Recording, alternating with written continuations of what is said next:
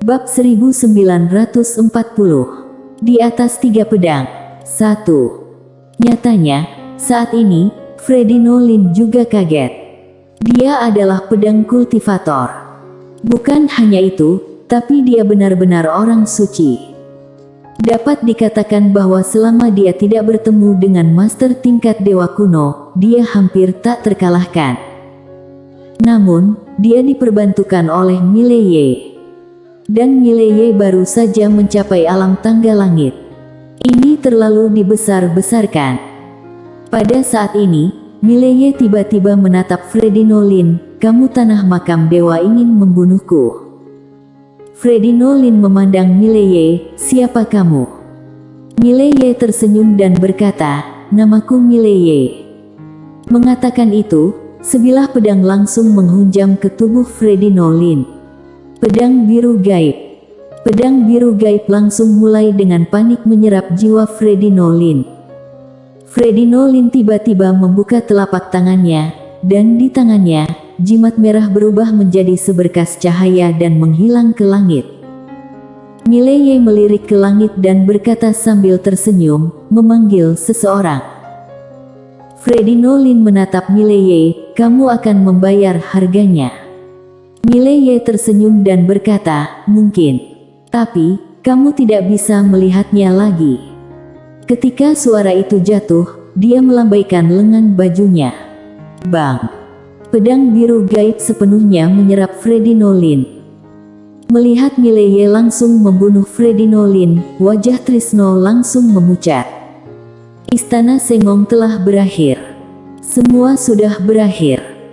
Mileye ini berani membunuh bahkan orang tanah makam dewa, apalagi istana Sengong mereka. Seolah memikirkan sesuatu, Trisno tiba-tiba menoleh untuk melihat Shannon Chao, dan meraung, "Apakah kamu melihat apa yang kamu lakukan? Apakah kamu melihatnya?" Wajah Shannon Chao pucat pasi. Saat ini, dia juga takut. Master di level Freddy Nolin diberikan pedang kedua oleh Mileye. Seberapa kuat Mileye? Pada saat ini, Mileye berbalik dan berjalan menuju istana Sengong, dan pada saat ini, seorang lelaki tua muncul di depan Mileye. Itu paman seperguruan itu. Paman seperguruan menatap Mileye, "Bisakah aku membiarkan istana Sengong bertahan?" Mileye tersenyum dan berkata, "Ketika dia mengincar Ravindrali, mengapa kamu tidak keluar dan membiarkan dia memberikan jalan keluar kepada Ravindrali?" Paman seperguruan berkata dengan suara berat, "Kami salah." Mileye menggelengkan kepalanya, "Aku tidak butuh permintaan maafmu." Paman seperguruan tiba-tiba berkata, "Yang melakukan kesalahan adalah Shannon Chao, bukankah orang istana Sengongku yang lain menjadi korban?" Mileye menatap langsung ke paman seperguruan, "Kamu ingin membunuhku? Ada apa dengan Ravindrali? Kenapa kamu mengincarnya?" Paman seperguruan menggelengkan kepalanya sedikit, "Tuan Muda Ye, kami orang tua yang salah, dan tidak ada hubungannya dengan orang lain di istana Sengong. Kita mati, kamu lepaskan mereka, bukan?" Mileye menatap langsung ke paman seperguruan, "Tidak." Pada saat ini, seorang lelaki tua tiba-tiba muncul di lapangan, yang datang adalah sesepuh Oliver dari sekte luar. Oliver memberi Mileye sedikit memberi hormat, "Kamu." Mileye tersenyum dan berkata, "Panggil saja aku Mileye." Oliver tersenyum pahit, "Aku." Dia ingin menengahi, tetapi dia tidak berani membuka mulutnya. Setelah hening sejenak, Mileye berkata, "Aku akan memberimu wajah ini." Tapi, saat dia berbicara, pikirannya bergerak. Pedang biru gaib langsung tenggelam ke tubuh Shannon Chao di kejauhan, dan kemudian mulai menyerap jiwa Shannon Chao dengan gila-gilaan. Shannon Chao menatap Mileye, mata penuh kebencian, "Mileye, kamu akan berakhir lebih buruk dariku di masa depan." Mileye tersenyum dan berkata, "Mungkin. Namun, aku bisa melihat akhirmu, tetapi kamu tidak bisa melihat akhirku." Shannon Chao ingin mengatakan hal lain, tapi Mileye melambaikan lengan bajunya. Bang! Jiwa Shannon Chao langsung diserap. Mileye menoleh ke pemimpin istana Sengong, Trisno, yang terakhir ingin mengatakan sesuatu, tetapi pedang biru gaib itu langsung masuk di antara alisnya. Bang! Trisno langsung terserap. Setelah memenggal Trisno, Mileye melihatnya. Paman seperguruan kecil itu diam saja. Mileye menunjuk Oliver, mulai sekarang, dia akan menjadi pemimpin istana Sengong, apakah kamu memiliki pertanyaan? Mendengar ini, raut wajah Oliver langsung berubah, dan dia buru-buru berkata, bagaimana aku bisa menjadi pemimpin istana ini, Mileye memandang Oliver, jika kamu adalah pemimpin istana dari istana Sengong, maka aku akan menghormatimu. Jika orang lain, maka aku tidak akan menghormatinya. Oliver berkata dengan getir, aku tidak cukup kuat, tidak ada seorang pun di istana Sengong yang akan mematuhiku. Pada saat ini, paman seperguruan di samping tiba-tiba berkata, patuh. Aku, istana Sengong, akan mematuhimu. Mileye melirik paman seperguruan, dan menarik ibu jari dengan tangan kirinya ke gagang pedang. Paman seperguruan memandang Oliver, aku akan membunuh siapa saja yang menolak menerimamu. Oliver ragu-ragu sejenak, lalu mengangguk. Dia tahu bahwa jika dia tidak menjadi pemimpin istana Sengong benar-benar akan hilang. Pada saat ini, Mileye tiba-tiba berkata, Tetua Oliver, ingat, jika kamu memiliki pertanyaan, silakan hubungiku kapan saja. Setelah berbicara, dia berbalik dan menghilang ke langit. Penatua Oliver menoleh untuk melihat paman seperguruan, dan paman seperguruan berkata dengan lembut, dia telah menjadi sangat kuat. Meskipun Mileye kuat saat itu, dia tidak terlalu mengerikan. Dan sekarang Mileye, ini lebih dari kuat. Memang gila. Mengerikan. Kecuali untuk Master Dewa Kuno, tidak ada yang bisa menghentikan Mileye ini. Oliver juga sedikit rumit. Dia tidak menyangka murid sekte luar yang dia rekrut secara acak di awal akan begitu menakutkan. Bersambung.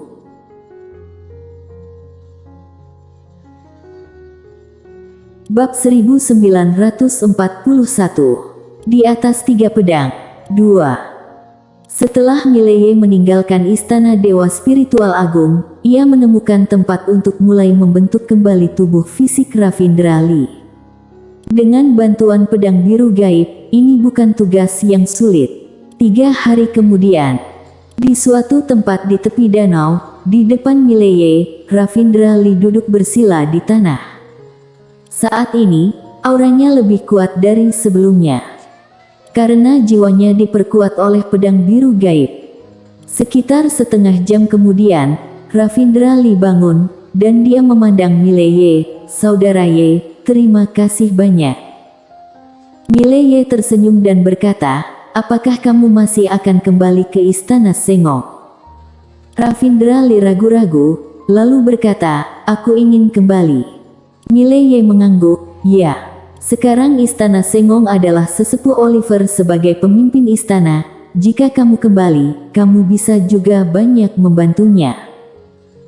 Ravindrali tersenyum dan berkata, Kakak Ye, bolehkah aku bertanya, seberapa kuat kamu sekarang? Mileye berpikir sejenak, lalu berkata, di bawah 3 pedang, aku tak terkalahkan. Di atas 3 pedang, 1 lawan 1. Setelah selesai berbicara, dia langsung menyesalinya. Pada saat ini, menara kecil tiba-tiba berkata, Tuan muda, kamu bilang kamu tidak terkalahkan di bawah 3 pedang. Aku tidak akan mengatakan apa-apa, tetapi kamu mengubah salah satu dari 3 pedang, sudah berakhir. Terlalu lulus. Mileye. Di samping, Ravindrali tiba-tiba menjadi penasaran, saudara Ye, siapa ketiga pedang ini? Mileye berkedip, lalu berkata sambil tersenyum, adikku, ayahku, kakak laki-lakiku. Ravindra Lee. Mileye tiba-tiba tertawa, saudara Lee, kamu kembali ke istana Sengok. Aku juga harus sibuk. Ravindra Lee mengangguk, kakak Ye, hati-hati. Setelah berbicara, dia berbalik dan pergi. Setelah Ravindra Lee pergi, Mileye juga berbalik dan pergi. Dia datang langsung ke loteng kecil. Begitu dia tiba di loteng kecil, ketua gedung loteng kecil keluar untuk menyambutnya. Ketua gedung dari loteng kecil itu mengepalkan tinjunya, Tuan Muda Ye. Dia sudah tahu tentang istana Sengok. Mileye membunuh alam fana dari tanah makam dewa di makam dewa. Dan itu pembunuhan instan. Harus dikatakan bahwa ketika dia mendengar berita itu, dia benar-benar tercengang. Alam fana itu adalah pedang kultivator tingkat tinggi. Mileye tersenyum dan berkata, Ketua gedung, aku tidak pergi ke istana tiga harta karun dengan sia-sia. Kali ini, aku ingin menanyakan sesuatu. Ketua gedung loteng kecil berkata, Tuan Muda Ye, silakan katakan. Mileye berkata, di mana tanah makam dewa? Mendengar hal itu, loteng kecil kaget, Tuan Muda Ye, kamu. Mileye tersenyum dan tidak mengatakan apa-apa. Setelah hening sejenak, loteng kecil mengeluarkan gulungan dan menyerahkannya kepada Mileye. Pintu masuk ke tanah makam dewa ada di gulungan ini.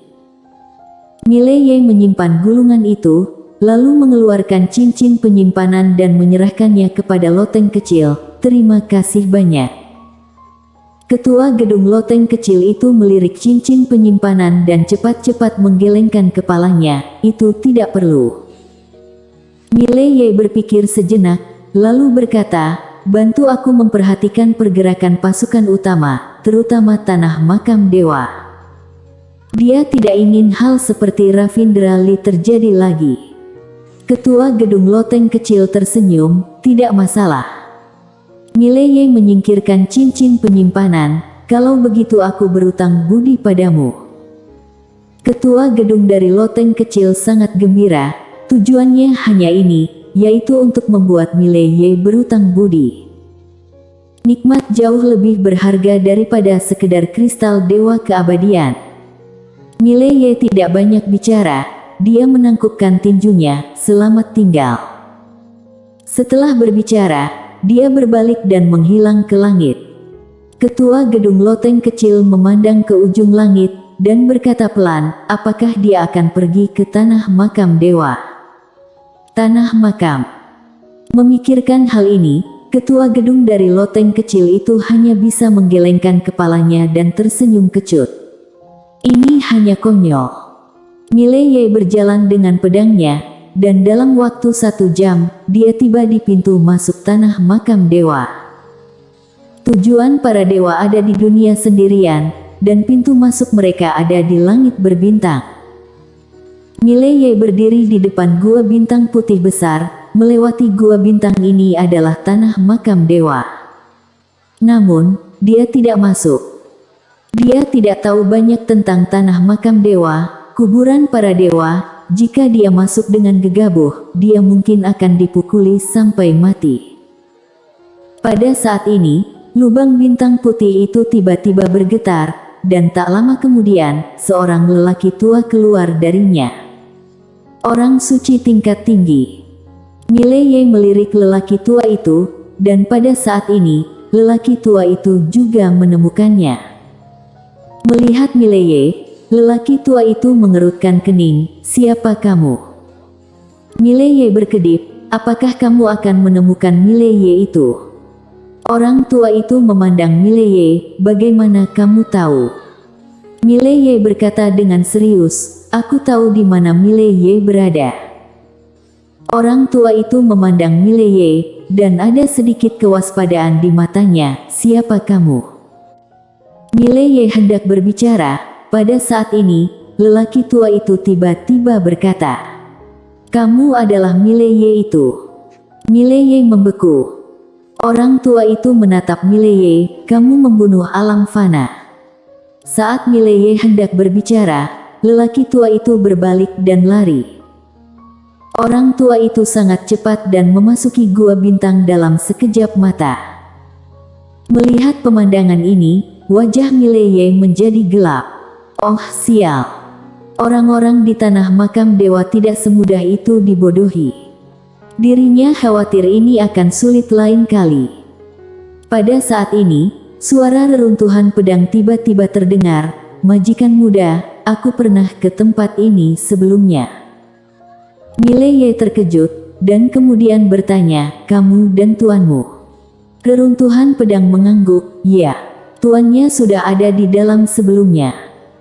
Mileye bertanya dengan cepat, dia ada di sana, bukankah dia sangat kuat? Reruntuhan pedang segera berkata, tentu saja. Tuannya sangat bagus di mana-mana. Namun, tuan bersaing dengan satu orang saat itu, dan sepertinya dia kehilangan langkah. Mileye menoleh untuk melihat gua bintang. Alia pernah ke tempat ini sebelumnya. Dan juga kalah. Oh sial. Bilang mau hancurkan tanah makam dewa, agak menyombongkan diri. Saat ini, reruntuhan pedang tiba-tiba berkata, majikan muda, apakah kamu takut? Mileye tertegun, lalu tertawa, tanah makam dewa, bisakah kamu mengambil pedangku? Reruntuhan pedang berkata, kalau begitu majikan muda, kamu masuk. Mileye bersambung.